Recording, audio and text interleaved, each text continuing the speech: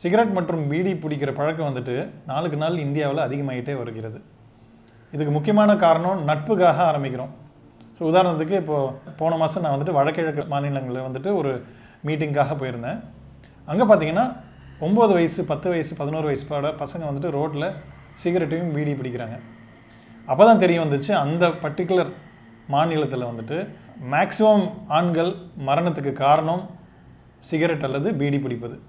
எப்படின்னா அங்கே வந்துட்டு நுரையீரல் புற்றுநோய் வந்துட்டு இந்தியாவிலே மேக்ஸிமம் இருக்குது.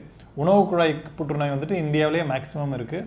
லேடிஸில் புற்றுநோய் வந்துட்டு புகையினால் வர புற்றுநோய் இந்தியாவிலே மேக்ஸிமம் அந்த ஊரில் தான் இருக்குது. இது எப்படி ஆரம்பிக்குதுன்னு பார்த்தீங்கன்னா, எல்லாருமே கிரிக்கெட் விளையாடுறாங்க, ஃபுட்பால் விளையாடுறாங்க. விளையாடும் போது அந்த பிரேக் டைமில் வந்துட்டு 5 பேர் கூட சேர்ந்து எல்லாம் பழகிக்கிறாங்க.